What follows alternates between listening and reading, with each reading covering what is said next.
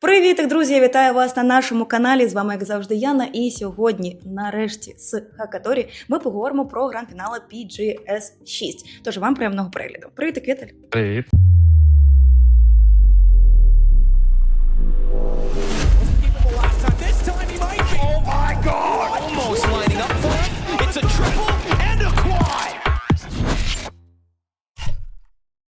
Давненько ми з тобою вже не бачилися на нашому каналі. Як твої справи? Та все добре, зараз трохи відпочиваємо. Наскільки я знаю, ти після гранд-фіналів разом з феєристом залишилися в Сеулі. Чому вирішили залишитися і чим зараз займаєтесь? Так, ми залишились, тому що у нас через 15 днів десь виступ на турнірі збірних. Ми будемо виступати за збірну України і представляти наш флаг. Тому ми вирішили зупинитися тут. Вирішили, що так буде краще. Як тобі в цілому Корея? Ви доволі багато часу там провели. Чи є в тебе вже якісь улюблені заклади доставок, місцевої їжі, чи просто місця, куди ти ходиш відпочити? Час. А що случилось? З ресепшена дзвонили чогось. Взагалі мені в цілому подобається. Клімат дуже схожий на клімат з Україною. Кухня така, трішки дивувата, все остре. Специфічне. Да, специфічне. Але ми знайшли заклади, де можна замовляти їжу, яка так підходить. Там рис з куркою, там корейське барбекю, кстати, дуже прикольне. Нам дуже подобається. Чи були у вас якісь командні активності? Можливо, кудись виходили, подивитися якісь цікаві місця, я не знаю, поїхати кудись разом? Хлопці їздили на картинг, я знаю. Я там трохи не зміг поїхати. Вони там провели досить добрий час. В більярд, наче їздили. Там мені відео показували. Я просто в добрі лежав, спостерігав за цим. Чого не очікував так точно більярду, напевно, від вас. Картинг прикольно. А чого в тебе не вийшло поїхати? Ти прихворів? Я трохи прихворів, да. Вирішив відлежатись трохи. Всі ми чудово знаємо, що більшість турнірів по PUBG здебільшого проходять в країнах Азії. Наскільки тобі взагалі комфортно проводити так багато часу не вдома, скажімо так, а саме в країнах Азії? Наскільки впливає там різниця менталітету, наприклад, різниця в часовому поясі, наприклад? Наскільки відчувається джетлаг і тому подібне? Наскільки швидко ти адаптуєшся? Перші рази, коли літали, було трохи складно звикнути до джетлагу, так звикнути до людей, але з часом звикаєш і вже навіть не бачиш різниці між тим, що ти вдома. І в цілому ми ж приїжджаємо грати турніри, нам все одно там як люди себе поводять, який менталітет. Тут дуже велика різниця була в їжі перші рази. Часом, коли там знаходиш якісь заклади, тобі там інші гравці, які живуть в цій країні, підказують щось там, якийсь заклад, то в цілому добре. А наскільки я розумію, ваш там типовий ігровий день розпочинався близько 7-ї вечора по місцевому часу. Чим ви займалися до цього? От такий типовий ігровий день гравця в PUBG на PGS 6. Було так, що ми приїжджали десь на арену, прокидали десь годин 12, можливо, десь в час. Приїжджали на арену, сетапились, грали тест-матчі, трохи там розминались, їли і грали, і все. Тут кожен турнірний день виглядав саме так. Перед турніром у нас був час на те, щоб пограти саме на арені. Тобто там арена на 3-му поверсі знаходиться арена, на 1-му поверсі був практис для 8 команд. Тобто 24 команди на турнірі, 8 на практисі знизу, 16 на арені. От ми в вільні дні поміж турнірами там приїжджали грати там саме на арені. Як тобі в цілому організація вже цього циклу? Після минулого PGS зараз вже краще, тобто компи краще, менше проблем, і в цілому є рівень, є різниця між минулим, то вже є покращення. Чи планували ви щось змінювати в своєму плейстайлі, в стратах? От те, що ми побачили на минулому тижні від вас. Ми змінили трішки структуру гри і трішки змінили ролі. Тобто зараз у нас IGL-ом став Ярик Спайро. Він вже повноцінний. Я думала, що він як second caller більше. Так, до цього це було так, але зараз ми вирішили, що змінити їх з Антоном ролями. Тобто зараз Антон ко-IGL, і Ярик вже вирішує повноцінно всі рішення. Фіналізує все, що ми там накидаємо. До речі, на трансляції після Ронду, якщо не помиляюся, якраз у Лорейна брали інтерв'ю, і він якраз розповідав про те, що Спайро був секонд-колером, і тому Тоха може сфокусуватися саме на своїй грі і звільнити свого внутрішнього звіра. Що, в принципі, ми побачили на Ронду, і про це ми теж сьогодні поговоримо.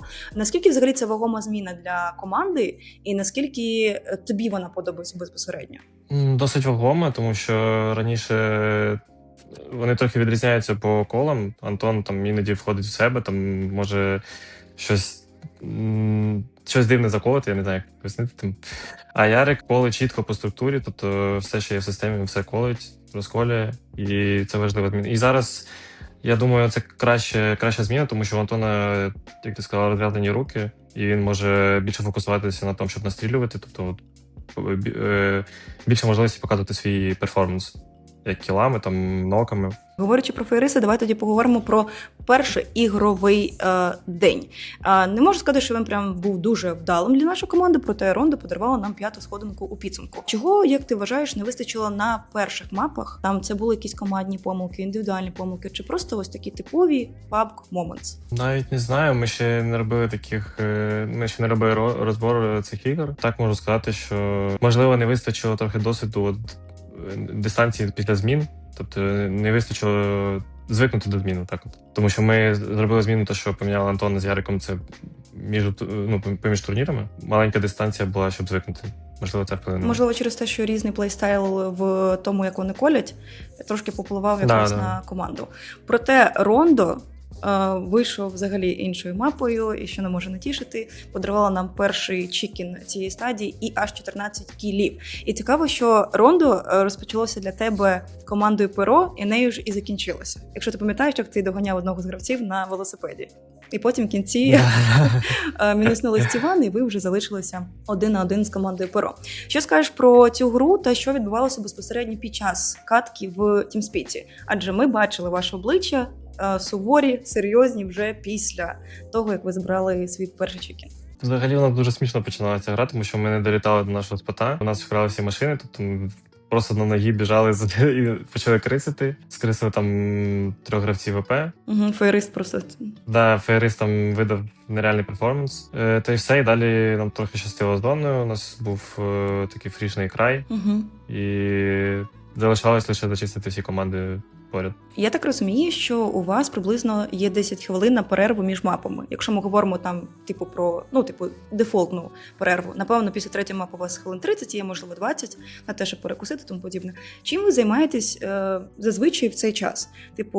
Просто вийти подихати свіжим повітрям, або говорити попередній матч, поговорити про наступний, чи просто слухаєте Олрейна, який дає аналітику? Після матчу слухаємо більше Елрейна, те, що він розповідає, які ми помилки зробили, що відбувалося на карті, тобто свою аналітику розказує. І робить висновки з того, що ми зробили, які помилки, і каже, на чому зробити фокус на наступні ігри. Я впевнена, що в кожній команді є гравець, який в кожній перерві щось повинен перекусити швиденько. Мені здається, у вас є.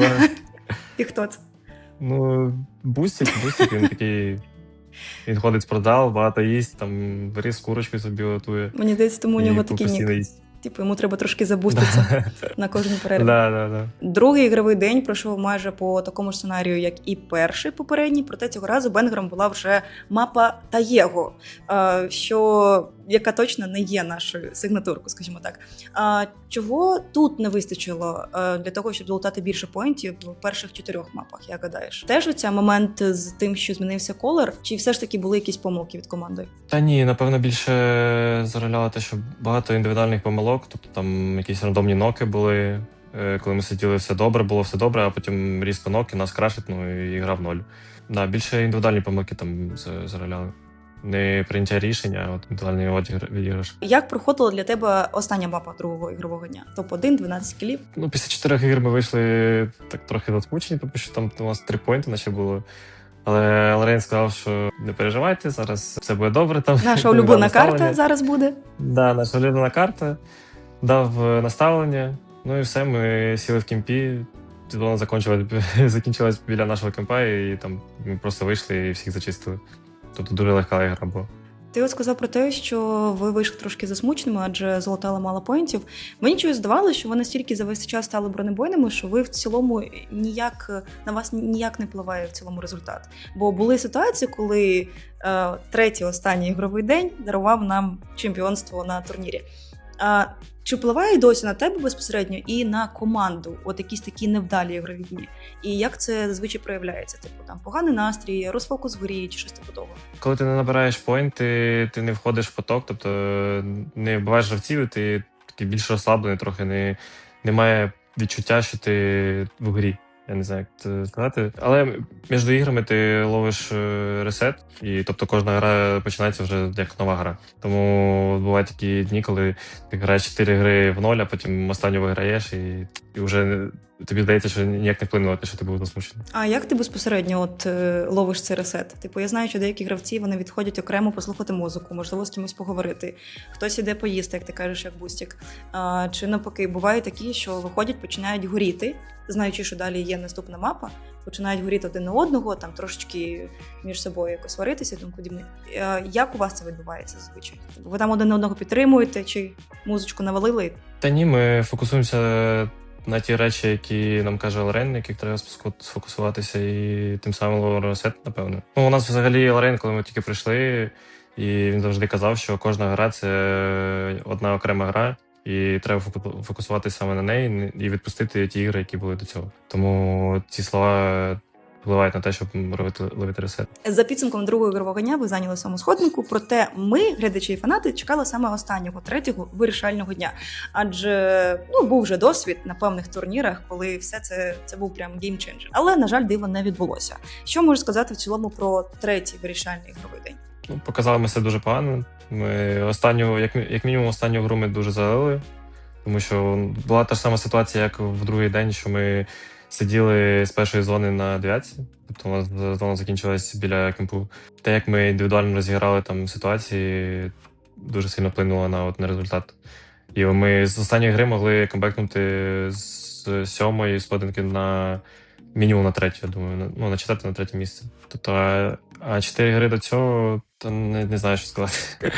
Це просто unlucky, да. Як ти в цілому оцінюєш результат? Я розумію, що ви очікували кращого, що завжди хочеться вигравати, але в цілому, от після ось таких вагомих змін, коли в тебе змінюється капітан, лідер, скажімо так, наскільки ви були в тільті після турніру? Тільту немає, але результатом само собою не дуже задоволені, тому що там зайняли 7-е місце. Але в цілому, якщо розцінювати CPGS як підготовку до ЄВЦ, то я задоволений підготовкою. Тобто ми зробили багато висновків, зробили деякі зміни і сподіваюся, що вони допоможуть нам показати результати в майбутньому. Угу. Не можу тебе не спитати про те, що тебе дуже багато хто називає одним з найкращих гравців PUBG сучасності, скажімо так. А як ти до цього ставишся? Чи відчуваєш ти якусь, не знаю, додаткову відповідальність, чи якийсь тягар, чи навпаки ти такий, да? Це я. Як ти взагалі до цього ставишся? Чесно кажучи, все одно там, що хто... це якось тішить трошечки, що люди відмічають, наскільки гарно ти граєш, що там тебе називають обівашкою і тому подібне, наскільки взагалі, це приємно чи неприємно, чи ти такий, мені все одно, головне, що моя команда вигравала. Більше на те, що мені все одно головне, що моя команда вигравала. Я просто роблю свою роль, тобто нічого такого. А не можу тебе не спитати про ЄВЦ, які взагалі очікування, локація змінилася, тепер це не Ріад, тепер це Париж. Наскільки взагалі для тебе і для команди це такий прям довгоочікуваний і важливий турнір в цілому? Це точно самий важливий турнір за рік, 100%. Що сказати про підготовку, я в цілому повністю задоволений. Тобто ми зараз, як я вже казав, зробили багато висновків і що ще сказати? Я, чесно кажучи, такий трохи кімнатний гравець. Тобто Як кімнатний гравець?